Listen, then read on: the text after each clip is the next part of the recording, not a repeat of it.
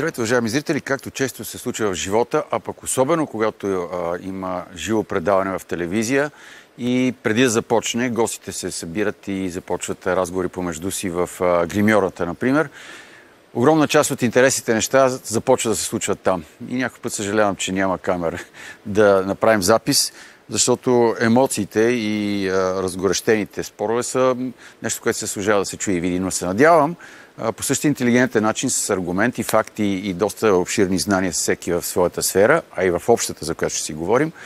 Двамата ни гости днес, познати от други участия в предаването, полковник Йордан Костадинов и адвокат Станислав Станев. Преди седмица, когато върнаха тлените останки на цар Фердинанд, те започнаха един задочен спор, защото едното включване беше онлайн от Пловдив и решихме да го продължим с историческата роля за всичко, което се е случило в българската държава на цар Фердинанд и дали закъсня това връщане на неговите тленни останки или пък е неуместно. Между другото, онзи ден и Димитър Ангел Дучето много се разпали по тази тема. Разбира се, това е само повода да ги срещнем, а иначе моментното състояние на българската армия, възможността ни да реагираме, не дай си Боже, при военен конфликт, опасността от ядрен такъв, някои плюсове и минуси, които ни донесе демокрацията, пропускаме и страдаме по онова време на социализма, ще бъде тема на разговор и дискусията с тях. След това е едно много симпатично и интелигентно момче, младо от Ботевград, репортер Николай Петков, който на миналото новогодишно предаване направи обзор на спортните и футболни събития, сега с по-актуалните теми и с треньорските смени, и с малко позабравените неща около догоре, с които не си пускат националите за мача на България срещу Румъния и сега Словения. Както и разбира се, сензацията от днешното интервю на Васил Божков, който говори за Левски, за Наско Сираков, за това би ли се върнал, какво му дължат, ще си го търсили или ще помага. Така че ще бъде интересно. Политическата част е само първите 30 секунди, защото няма как 3 дни преди важните и парламентарни и избори за евродепутати да не отчетем поредното социологическо изследване, просто само сухите факти и цифри, които съобщавам от това на Alpha Research. ГЕРБ СДС запазват лидерското си място с 25% и 1/10 без съществена динамика в кампанията и завършват с значима преднина от около 10 пункта пред преките си опоненти. Ролята им победител във вод е вън от съмнение, но задачата им да сформират мнозинство около себе си остава все така трудна. ППДБ търпят сериозна ерозия. Те влизат в последната седмица на кампанията с 15,4%, но губят 2 пункта в сравнение с месец по-рано и с практически изравнени позиции с Възраждане и ДПС, които мобилизират симпатизанти. Възраждане 15,2%, ДПС 14,8%. Седмица преди вота зад БСП застават 8,1% от решилите да гласуват, а ИТН, забележете, мобилизират подкрепа в хода на кампанията и към момента може да разчита на 6,2%. Между другото, що се отнася до евровота, там нещата са ГЕРБ СДС 25%, ППДБ почти 16%, Възраждане 15,7%, ДПС 14,1%, БСП 7,9% и на ръба с известна неяснота при ИТН 5,9%, където прага, за да има депутат, а той е кандидатът на ИТН Ивайло Вълчев, който смятам, че изключително много заслужава да стане евродепутат, е 5,88%, така че нещата са на ръба. Толкова са малко да си починем от така или иначе от сутрин до вечер.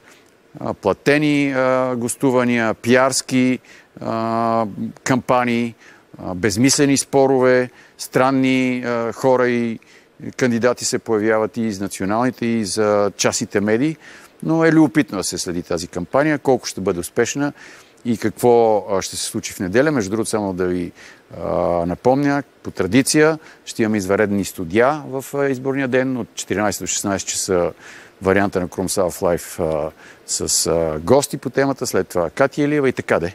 Ще проследим и този процес. Но днес в друга посока тръгваме, ще бъде интересно, гледайте ни, започваме.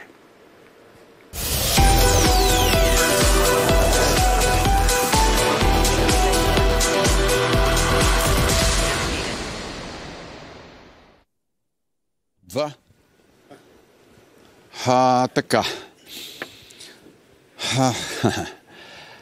На krumsaloflife.78.tv и на QR кода да напомня за тези, които случайно вчера не са гледали или днес за първи път попадат на предаването или просто им е омръзнало да го следят, пък са решили днес да го направят. Спокойно можете да пращате въпроси, мнения, реакции, оценки, харесване, претенции, забележки, за мен особено и най-вече, разбира се, критики, обиди, което е типичното. Знам, че имате претенции, кои да са гости, кои да не са, на кой да се дава думата или на кой не. Да продължайте да пишете, а както вече вчера ви обясних, автоматично всичко се прехвърля към BTV, БНТ и Нова телевизия. И там от сутрешния блок 6:30, обеден, следобеден, публицистични предавания, водещи, централни новини, къси новините, до цяла нощ получават въпросите. Сигурно ще ви отговарят, сигурно ще се съобразяват кой да бъде гост и кой не, какви въпроси да му създават и какви не, как да изглеждат водещите и как не, така че сте свободни. В тези 3 телевизии ви чака там, цензура няма. Това е, не знам, ако здравейте и добре дошли. Здравейте. Ако случайно вчера сте гледали, реших, че мазохизмът ми се изчерпа. И това да обижат мен в личен план и гостите ми много често, и всичко да се върти около претенциите и комплекса на някакви хора, не си заслужава. И още нещо, което го отчитам като проблем, мой, вместо да гледам и слушам хората, с които говоря, и да внимавам и реагирам на темата и разговора, аз зяпам в таблета, съкън да не пропусна някой да ме обвинят в цензура. Така че от днес те са вече насочени към големите телевизии и там ще си общуват с тях. Аз с вас ще си общуват. Така, да разведри малко обстановката. Аз тук да кажа, че вие може би сте като един истински Наполеон, макар и да чувствително по-висок от него, който е можел да прави по няколко неща наведнъж, така че може би пък ви завиждат. Установих, че забивайки се тук, нишката я губя там и така. Пък и 90 на 100, който и да покаже на 90 на 100 са критики, че не е добре. Който и да е. Дори да сте двама на противоположни позиции, както сега. Много се разгорещи онзи ден Димитър Ангелов, който, въпреки че в очите на обществото е просто футболен фен и шеф на агитката на ЦСКА преди време, също е много добре подготвен исторически. И той започна изключително остра атака по темата цар Фердинанд. Колко национални катастрофи, защо ни е предал, какво е неговото историческо присъствие, тегоба и направо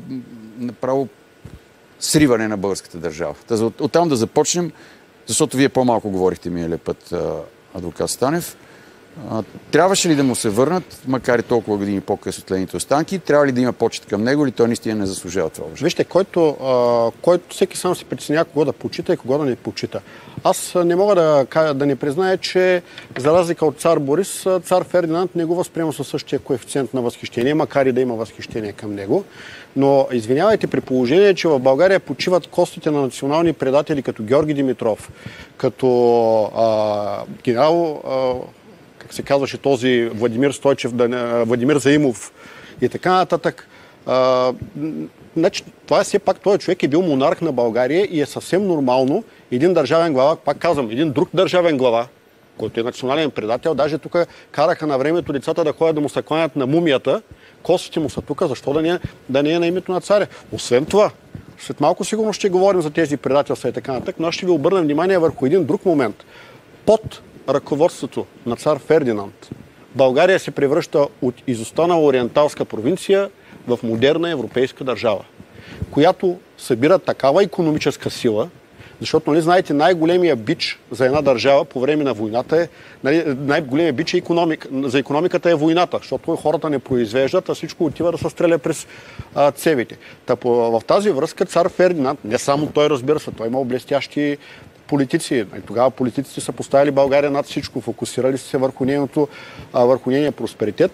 Цар Фердинанд малко или много е лидирал тези процеси, което само по себе си е основание да го почитаме. И за да завърша тук, защото сигурно ще минем на другото, сега господин Димитър Ангелов, значи аз с него установих, че имам още по-малко допирни точки, защото аз съм левскар. Него го знаем, че не е левскар. Това изобщо не може да бъде някаква разделителна линия по историческите въпроси. Това са други теми. Значи той е очевидно добре идеологически подготвен и очевидно с висок емоционален заряд.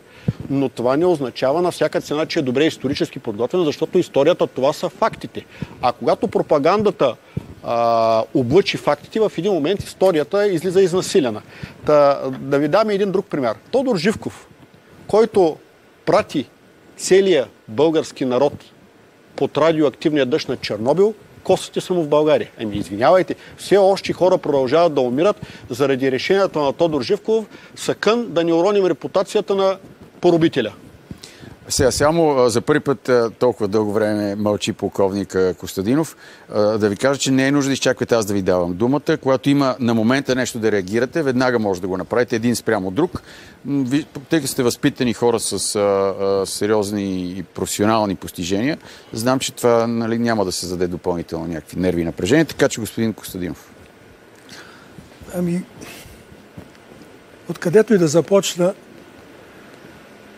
все нещо ще бъде в противоречие от казаното на адвокат Станев, защото струва ми се, този разговор може да го започнем от учредителното събрание веднага след освободителната руско-турска война и по-точно с великата и забранена реч на Стефан Стамболов, кой да бъде избран за монарх на новата българска държава. Тази реч е прекрасна, изучава се в всички университети по риторика. Аз няма да... Тук адвокат Станев сигурно я знае, нека да не я закача. Аз съм юрист, по риторика не съм я изучавал, ама... Но нека да не бъдем голословни. Все пак те са неща, пазят в библиотеките и може да бъдат прочетени. Не искам за... Да,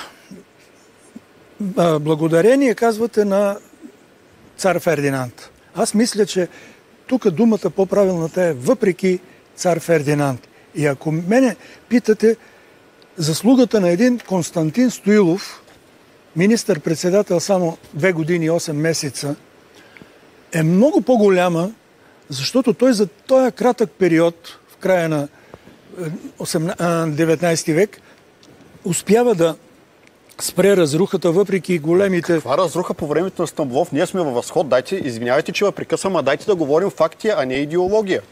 По времето на Стамболов българската държава е във възход, защото той прави нещо, което в момента трудно може да се направи. Тогава започва политиката на протекционизъм и българската икономика се вдига нагоре. Вземете да видите по време на 7-годишното управление на Стамболов колко ЖП линии са построени. Мисля, че това говори достатъчно. Това българската икономика го е платила. Ясно, че... Константин Стоилов е добър човек. Той е изключителен учен. Благодаря. Защото той е доктор по право от университета в Хайделберг в Германия. Опазил ма Господ да каже нещо лошо за него. Просто фактите са, че не благодарение на него. Добре, спомняте ли си новогодишната вечер на 899 година на приема в двореца? Какво се случва с него и цар Фердинанд? А именно?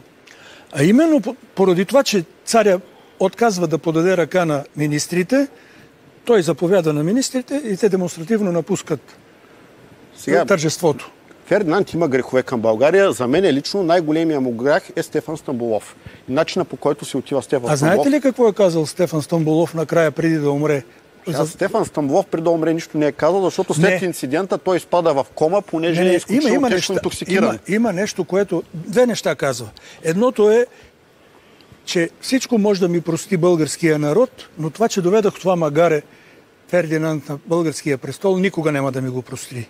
Това е записано и от Симеон Радев. Още нещо записано от Симеон Радев. Още нещо.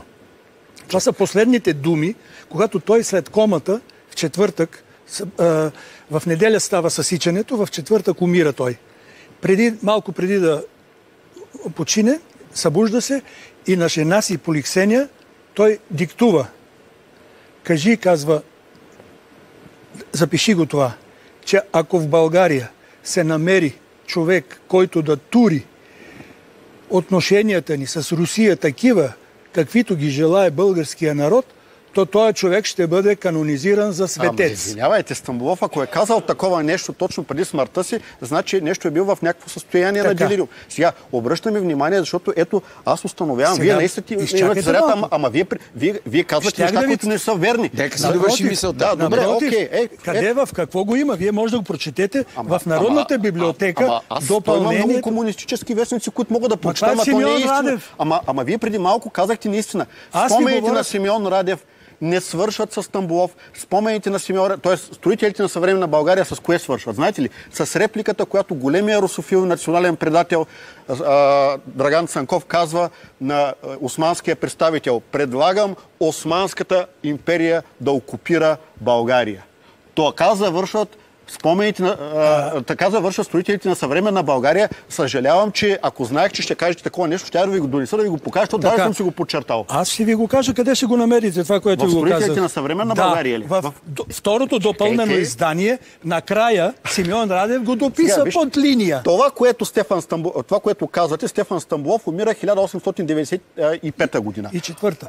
До 94-та правя. Добре, възможно е да бъркам. Но репликата на Драган Цанков, която, пак ви казвам, той призовава Османската империя да нахлуе в България, е 1885 година. Тоест, вие искате да ми кажете, че в един момент във второто преработено допълно издание Симеон Радев прескача колко стават? 9 години и изведнъж лепва една реплика на Стефан Стамболов, който между другото има основна заслуга, защото той е страдал, но е поставил България над всичко, когато неговия приятел Олимпи Панов е продал клетвата и предал клетвата и е застанал срещу Бога, княза и отечеството. Стамболов се е върнал, плакал е, но е оставил закона над всичко. Така, знаете ли къде е бил Стамболов по времето, когато нашите трима емисари търсят княз из Европа? Къде е бил? Той е бил на много места. И какво каза Стамболов? Отивайте и се върнете с княз. Защо? Защото руснаците ни предлагат продажника Николай Мингрели. Значи тези хора се подиграват с нас и той е казал: вървете, намерете някакъв княз. И тук не знаете нищо. Не знам нищо добре. Нали знаете, че съгласно Сан-Стефанския договор не може да бъде руснак? Ама не е Сан-Стефанския, това е Берлинския договор. И той не е руснак, а е грузинец. Сега. Няма грузинци, както няма украинци. Те са в Руската империя. Така?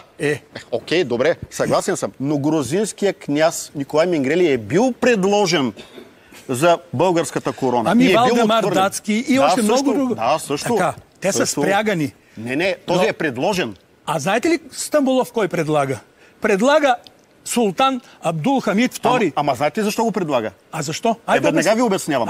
Защото в този момент той много добре е знаел, че това нещо няма да се случи. И когато го предлага, когато той го предлага, той му казва: Ваше Величество, предлагам ви дуалистична империя, която да бъде, вие да се зовете цар на българите и султан на османите. И той му казва: много ми хареса и няма да го постигат. Ама заради това, дето го направи, той тогава Стамболов печели първата голяма битка за Македония, защото султана от благодарност за нещо, което е знаел, че няма да стане, му дава 2 берата за владици в най-важните вилаети. Значи тук не знаете... Само понеже много се отклонихме от темата Фердинанд. Нека да се фокусираме върху нея и да завършим, за да минем към съвременните... Аз това предния път исках да го питам, господин адвоката, как се обръщал нашия цар към император Франц Йосиф на Австро-Унгарската империя? Да, гледа го в някакво ваше предаване, значи това е нещо, което никъде не е документирано. Вие го твърдите сега, кой го знае, има го в някаква комунистическа... Спомени за княжеското време. Вижте, и как се е обръщал? Ваше императорско величество, при вас е вашия поданик. Сега може да се обръща така, преди да е станал български монарх. Добре, секунда. Можем ли да автоматично, аз макар и ще е много грубо и не подходящо, може би, да направя някаква аналогия? Тодор Живков не се държеше по същия начин с Леонид Брежнев и с всички съветски ръководители. Не съм видял такова нещо. Отстрани погледнато... Може да се целуваха, може да се прегръщаха, но все пак имаше някакъв... Така, вижте. Искам да минем през този период и да дойдем към нашия време. Ама не, ако може да завършим за Фердинанд. Ако почнем ние, като Хрущов, вие що биете няма да стигнем до никъде. Добре, вижте сега. Значи, това, което казвате, аз не съм го проверил, признавам си, звучи ми несъстоятелно. Обаче от вашата теза, която вие заявихте, ми направиха впечатление няколко други неща, които не са верни. Първо, Монарха не е осъден на смърт цял полк поради простата причина, че монарха не е имал съдебни правомощия, а България е била конституционна монарха и била правова държава. Аз тъй като относно за 24-ския полк. Поправката на Конституцията от 12-та година, от 11-та година не ноември... дава правомощия на монарха да правораздава. И още по-малко му дава правомощия да постановява... Ако е главнокомандващ, не може ли да взима решение за армията? Не може. Военно-полевия съд ги взема тези решения. Освен това, човека, на който вие твърдите, че сте се кланяли от Чепинския полк, ами прощавайте, той е национален предател, защото се е изправил. Пак казвам, срещу Бог, цар и отечество. Той е погазил клетвата си. Той е Бог, нормално... цар и отечество. Защо го е държало един месец гладен? Това е голям проблем и това е грях не лично на Фердинанд. Това е грях на снабдяването. На патриарха е грях. Не. Да. Тогава не сме имали патриарх, тогава е имало екзарх. Другото нещо. Значи, ако се загледате, България е била толкова правова държава по време на царство, че Върховният административен съд е отменял укази на монарха, защото са били незаконосъобразни. Значи не може... Разбирате ли? Аз разбирам, че това са ви учили едно време. Обаче то просто не е вярно. И ние излъгахме няколко поколения и ги накарахме да вярват в приказки. Аз ви предложих тогава, но не е етично, като толкова да заложим някаква сума срещу това, което и вие... Защото аз имах такъв един приятел, който желаеше, искаше да ме включи в мене в един комитет, да направим паметник на Сюлейман Паша на Чипка. Това е така, глупост, че не ми се говори. Как така глупост? Естествено, че е глупост. Това е модерното време. Не, това са глупости. Значи това ги говорят вашите хора русофилите, защото искат да нагнетят някаква русофилия към България. Аз докато разбрах, че и вие сте бил русофил. Да, бях русофил и станах антирусофил по интелектуални причини, защото почнах да чета. Тия интелектуални причини. Точно така. Тия интелектуални причини. Аз бях зомбиран, аз бях жертва на българската образователна система по история. Когато започнах да чета, когато почнах да гледам документи, ами вие знаете ли, коя българска революционна организация е най-великата? Вътрешната македонска революционна организация. Знаете ли защо? Защото това е организация, която е застанала на здравия български корен и е израснала като българско солидно дърво. Организацията става толкова велика във военно отношение, че успява да победи държава. Когато когато кралство Гърция напада България, знаете ли кой ги спира? Вие имате ли някъде допир с тая организация? Да, имам. Защото моето семейство има няколко. Дядо ми и неговия баща са лежали един месец увити в овчи кожи 23-та година. 23-та година, по време на националното предателство, когато пробват да унищожат България, септемврийското въстане. Това ли ми говори? Не е останало. След 9-юнския преврат. Ама 9-юнския преврат, вижте сега, първо това е преврат и той има насилие. Не е законен. Той е незаконен. Как незаконен? Естествено, че е незаконен, защото променя управлението по неконституционен ред. Не, че той е спасил България от изчезване. Факт, но е незаконен. Значи аз няма да си плюя на дипломата на юрист. Незаконен е, което не променя факта, че Александър Стамболийски е един от най-големите национални предатели. Най-големия, всички го хвалят, защото той прави българския лев конвертируем. Ма не е вярно това нещо. Как да не е вярно? Българския лев е конвертируем по времето на цар Фердинанд. Кога? Когато се идва дори... Значи в Деклозиеровата афера. Деклозиеровата афера, какво ми говори? Тя няма нищо общо с финансовата система на държавата. Тя тогава най-много българския лев е вървял. Кога българския лев е бил ценна и търсена валута повече от тази на нашите съюзници. Това остава дори след двете балкански войни, която икономиката е сериозно разклатена, но българския лев остава ценна валута. А Александър Стамболийски е национален предател, защото той е поставил интересите на съседната държава. Коя? Кралството на Сърбия, Хърватия и Словенци над тези на България. И за това аз не одобрявам. Аз съм искал този човек да излезе и да получи правосъдие от съда. Не одобрявам начина, по който е бил убит. Господин Станев, малко да дадем думата на господин Костадинов, защото не може да се вземе от вас. Добре. Сега, това, че вие най-великите, които са били в 20 век, Стамболийски и Георги Димитров, ги нарекахте предатели. Георги Димитров велик. Вие сериозно ли го говорите това нещо? Моля, нека си изкаже господин Костадинов. Ако го говорите, добре, съгласен съм, това е ваше право, просто искам. Първия разгром на фашизма 33-та година в Лайпциг, или вие това не сте го учили? Ама вижте, по време на ако вие признавате, че Георги Димитров сам се е защитил в Лайпциг, значи вие признавате, че нацистска Германия, защото това са глупости на комунизма. В Германия никога не е имало фашизъм. Там се казва национал-социализъм, съкратен нацизъм. Фашизма е пред дучето в Италия. Ако вие признавате, че Георги Димитров е разгромил нацизма, Това означава, че вие признавате, което аз не го признавам, че Германия е била една демократична държава с върховенството на закона, защото е позволила един човек да ходи и да хули държавата и те са го оправдали. Значи, ако това го признавате, окей. Секунда, нека чуем до края една теза на господин Костадинов. Днеска получих едно изпращане по Вайбър. Един приятел ми беше едно цитат от Фидел Кастро, който казва, че следващата война, казва на Русия в Европа, ще бъде пак срещу фашизма, но този път, вика, фашизма ще се нарича демокрация. Това е... Нека си довърши мисля. Да продължи. Нека да минем към това, което сега... Понеже, С коя демокрация под формата на фашизъм или обратно? Кой фашизъм под формата на демокрация трябва да се бори и Русия и в частност Путин? Винаги, както казваше Шкумбата, нали, вие на пешеходната пътека зебра ли и викате или пешеходна пътека? И вика и така, и казвам и така. Що не се уточните, бе? Дали нацизъм или фашизъм и така нататък. Ама това са различни понятия, извинявайте. Те си имат големи различия, имат сходства. Факт. Да. И двете са леви течения, те са социалистически течения. Факт. Ама те не са едни. Ама чакайте, вие не знаете ли, че германците са социалисти? Тя се казва национал-социалистическа работническа партия. А самия Мусолини е бил верен съратник на Ленин. А кого първи е ликвидирал Хитлер, като е дошъл на власт? Кого? Ернст Стелман и всичките комунистическа партия на Германия. Ама вижте сега, аз не оправдавам Хитлер, но го разбирам. Просто така за удоволствие горе. Ама не, вижте сега, аз ще ви обясня защо. Удоволствие. Не е за удоволствие. Хитлер е диктатор. Да, отвратителен диктатор. Той не е наполовина толкова отвратителен, колкото Сталин, но наистина е отвратителен диктатор. Той има ли приятен диктатор? Има диктатори, които не са избили толкова хора. Сега, аз много добре ви разбирам. Тодор Живков е един от тях. Ние още умират хора. Не дейте така. Но той Тодор Живков докара България до 26-то място по качество на живот. Чакайте, господин Станев, нека един път да довърши тезата си. Защото наистина тази важна тема, гледам, че се разгаря всеки божи ден във Фейсбук. Сравнението на това, което бяхме до 10 ноември и това, което се случи след това. 26-то място по качество на живот в света. Искате ли в първата 30. Искате ли сега да ви изборят 30 държави, които и да ми кажете дали са били по-добре от нас? Значи по време на Тодор Живков, моя брат се роди 88 година. Като бебе аз нямаше откъде да му взема това, което се казва сега адаптирано мляко. Аз съм обикалял улиците на Габрово от аптека на аптека.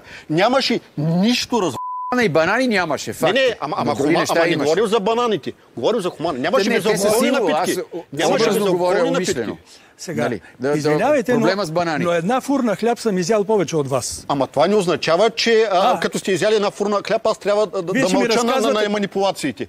Добре, ама аз съм го живял това нещо. Ама вие сте го живял, защото вие сте бил част, вие сте бил симпатизант на управляващата класа. Вие бяхте привилегировани по отношение на нас. Защото строя, който беше до 89-та година, той беше обявил война на интелигенцията. Разбирате ли? И вие това, че сте бил привилегирован, че сте живял добре, той Андрей Вуканов е живял добре тогава. Вие знаете ли какво пишеше на моята врата, на пътната врата на село? Нямам представа. Тук живее враг на народа. Добре. Дядо ми, убит 49-та година. Ами аз първо нямам представа, защото те комунисти са избили много свои хора като врагове на народа. Добре, които са там. Преди това е хранил партизаните, като са идвали във воденицата, изнасял е брашно и така нататък, помагал е, но след това намерил смелост, защитавал, застанал на страната на Никола Петков. Никола Петков е същия предател национален. Какво да ви кажа, като станете комунисти? Има ли един Читов? който не е предател. Мога да ви кажа, но знаете защо е национален предател Никола Петков? Искате ли да ви кажа? Защото той е министър, когато се въвежда идеята за Народния съд, той подписва това решение. Освен това, този човек създава идеята за концлагерите, в които угасна света на българската интелигенция. Кой предложи... Малко спрете, защото наистина не е равностойно като съотношение на възможностите за разговор. Ставате за партиен агитатор. Не бе, аз не съм партиен агитатор.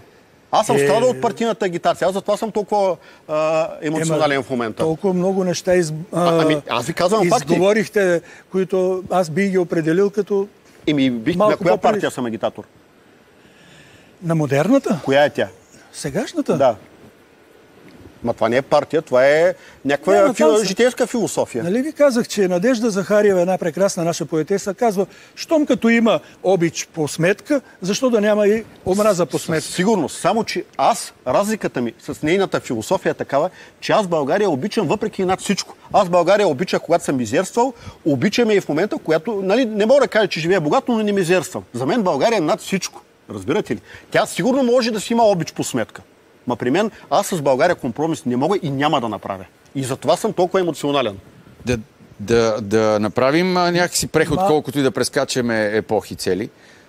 По-настоящем с днешна дата каква е ситуацията? Да речем, понеже господин Костадинов е полковник от запаса плюс преподавател в Военна академия,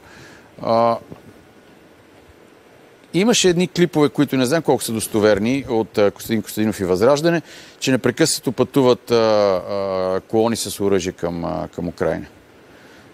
И се опитаха се ги заснемат, колко бяха действителни или не, дали така и не се появиха автентични кадри, но факт е, че това от сутрин до вечер се говори за потенциална опасност от въвличане на България в войната в Украйна. А самата тази война да прерасне в световна ядрена. Господин Савов, вие сте съвременен човек и ми се струва, че само болен мозък може да мисли, че руснаците ще нападнат България. Те и за Украйна така говориха, ама даже 2 дни преди да я нападнат. Значи никой не твърди, че ще ни нападне директно Русия. Не, руснаците са нападали и Франция, но те са винаги ходили и в Германия по покана. Първия път ги покани Наполеон, след това ги покани Хитлер. Отиде Наполеон до Москва, покани ги, те дойдоха до Париж. След това Хитлер дойде до Москва, покани ги, те дойдоха до Берлин. Ма Зеленски не си спомням да е ходил до Москва.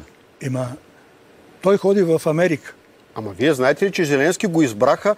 Значи тогава имаше 2 ястреби на изборите. Това бяха Петро Порошенко и Юлия Тимошенко. Те бяха за война. Тогава Зеленски каза, хора, не може да само за война да говорим. Дайте да намерим, ще се договорим. Те хората, украинците за това го избраха и руснаците приеха неговата добронамереност. Защо стреляше тогава по децата в Донбас? Ама това нещо не е вярно просто, разбирате ли? И Зеленски по никой не е стрелял, защото тогава, за периода, който вие говорите, президент беше Петро Порошенко. Ако е вярно? Ами ако е вярно, ама не е вярно. Той ако извънземните касата, ама ги няма. Тук е много спора. Мисля, че абсолютно, ако тръгнем сега да го водим до края на предаването, няма да стигнем. Не, само ще едната теза е, че са убивани, изгаряни, включително и българи. Така, другата теза, че не е имало такова нещо. В аналите на Втората световна война накрая има един списък колко от различните нации са военнопленници в Съветския съюз тогава. Най-много са, разбира се, германците, 2 милиона 700, след това надолу са италианци, унгарци, финландци и така нататък, които са вземали участие. Румъния. Има и, ако щете, и Люксембург, 1-2 или 3 норвежци. И накрая има 400 000 украинци. Нали, Трети украински фронт нас не освободи. Ма той се казва Трети украински фронт, но това не означава, че той е от украинци. Той изпълнява заповеди на Кремъл. Дайте да не манипулираме хората. Нали. Не, може и на Фукушима да се изпълнявали заповеди. Не са изпълнявали, защото Фукушима е атомна електроцентрала. Тя не е човек, който да формулира тези, но това е друга тема.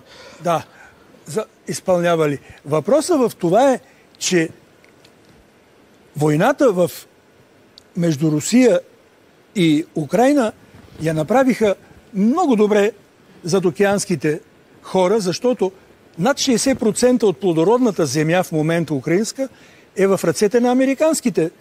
Значи аз, ако разбирам правилно, Путин осъществи агресия срещу суверенна държава в нарушение на международен договор, който Русия беше изключила, защото американците го нападнали, така ли? Защото американците го накарали. Ако е така, значи Путин е национален предател и американски агент. Американците докараха Монсанто в Украйна и започнаха да ни тровят и затова сега хората се чудят, защо са толкова болести. Извинявайте, това не е сериозно. Да. Путин нападна... Идете, питайте зърнарите нашите какво... Ще питам зърнарите сега да питам... Бил лабораториите, за които Виктория Нюланд си призна, и те ли какво са... беха? Да, и те ли са измислени и фалшивено? Няма ги, да. Факт е, че руската държава извърши агресия спрямо независима държава в нарушение първо на устава на ООН. Тази независима държава... Второ, в нарушение на договор, който самата тя беше изключила, защото тя беше обещала, че ще се грижи за териториалните граници на Украйна, заради което получи безплатно нейното ядрено оръжие.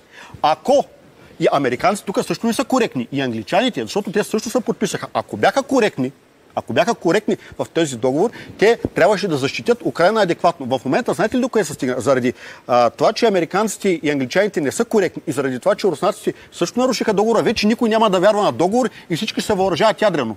Ма те в Истанбул бяха стигнали до подписване на примирието. Ама какво значи? Аз ви казвам, че се осъществи агресия. Джонсън. Агресия, знаете ли какво означава? Борис агресия. Джонсън дойде и каза продължавам. Станев, защото, нали знаете новината тук от последните дни и часове, че Русия пък прехвърля военни кораби и самолети до границите на Съединените щати.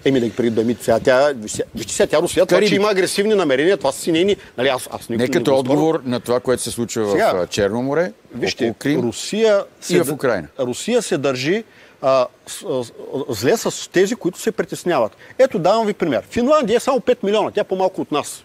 Има 1300 километрова граница с Русия и от първи ден, първи на войната, помагаше на Украйна включително с оръжие. Аз не съм чул до този момент Мария Захарова, Путин, не знам си кой да мъци нещо против Финландия. Те нападат само слаби, това правят хората. Нападат слаби, той, който се страхува. Ние, ако бяхме достойни, мислите ли, че някой щеше да ни каже нещо? Абсурд. Чакайте малко, господин Костадинов.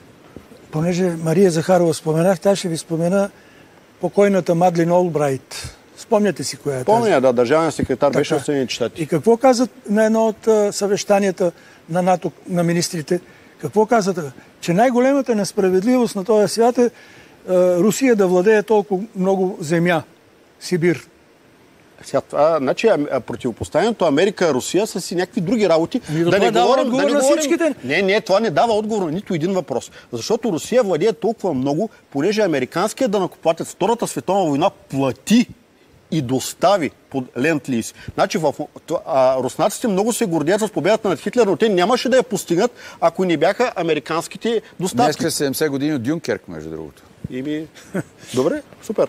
В момента... Вие чували ли сте за Варшавското въстание? Да, чувал съм за Варшавското въстание, когато руските войски стояха на 800 км и гледаха как германците корят поляци. На 800 метра стояха, те са ги гледали. И защо?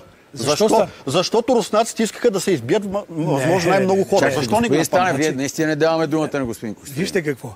Много добре знаете, че след като завършиха операция Багратион, това е освобождаването на Русия и излизане на старите граници, руските войски понесаха много големи загуби и Сталин беше казал на полските там съпротивителни вътре в Полша, че въстанието ще избухне тогава, когато ние атакуваме. На нас ни трябва 1 месец, за да възстановим силите си, да попълним и резервите. Всичко. Обаче в това време Чърчил, какво каза на Бурко Маровски, това е армия Крайова, която беше другото правителство в Лондон, дигайте въстанието. Това не мога да коментирам, защото не съм го проучил. Ще видите. Вижте, сега вие казахте доста неща, които не са верни. Не казвам, че това не е вярно, но просто не мога да го коментирам, защото не съм запознат. Искам тук пред нашите уважаеми зрители да кажа, че ужасно... В ефир съм, господин Тив. Съжалявам, че... Има хора да си звънят по време на ефира, да. Направихме този сигурно, защото не може да се свържат разговор. За мен това е един провал. Защото е страх от истината. Да, естествено. Затова съжалявате. Естествено. Ако това вие, което говорите, е истина, аз съм трамвай. Съжалявам, че се възприемате като трамвай, но това са фактите. Не знам. Пак не стигна времето. Вие толкова неверни неща, да не кажа глупости, изговорихте тази вечер, че ако ви гледат вашите студенти... Да, гледат ме. Хубаво, нека да ви гледат. Гледат ме. Нека.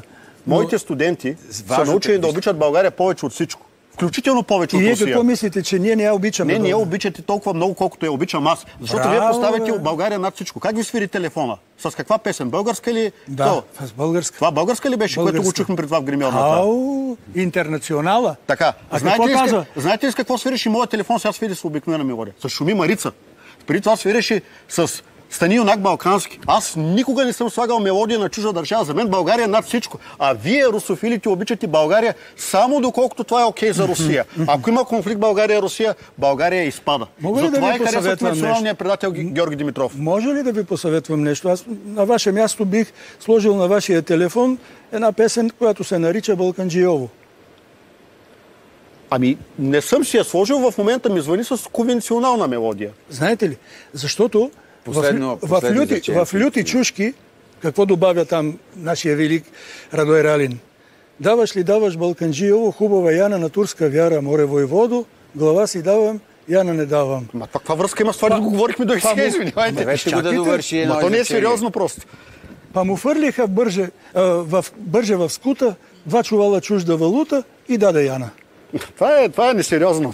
Просто не е сериозно. Вие за това няма да оставете едно негово мнение без коментар. Имаше ли нещо сериозно тая вечер от ваша страна? Аз се опитах да ви кажа истината, просто аз не ви оставих да говорите пропагандата, която има редки допирни точки до на мен навсякъде ми забраняват. Ама аз не ви забранявам. Аз не ви забранявам. Просто не ви оставям да излъжите хората, разбирате ли? Добре, че господин Савов от време на време ме вика. Вижте сега, той дава свобода на словото. Аз съм учуден, че ми дава думата на мен. Такива глупости. Продължаваме, ако прецените, че ви е било и на вас полезно и смислено и че посланията са ви стигнали до хората, които ни гледат и слушат. Тези, изключително на БНТ, BTV Нова, защото натам отиват мненията. Въпреки, че не знам, заплашват мен в Левски Г, пък аз, нали, в смисъл Левски Г, тук е 7-8, а не BTV Нова. Дано там да вземат мерки, защото някакъв зрител ме заплашва. Ще дойда в Левски Г, ще ми стане само на журналистите. Нали виждате защо ги спрях? Ама вижте, нали виждате защо ги спрях? Вижте ви, ако тръгнете да хвърляте камък по всяко куче, което е залаял... Да, прав сте. Значи, ако се обърнат нещата, аз съм убеден, че господин Станев пак ще отиде на Орловия мост, пак ще стане русофил. Вашите хора ще ме пратят в Белене. Това ще стане. Добре, благодаря. След рекламите малко футбол с Николай Петков, много симпатично момче.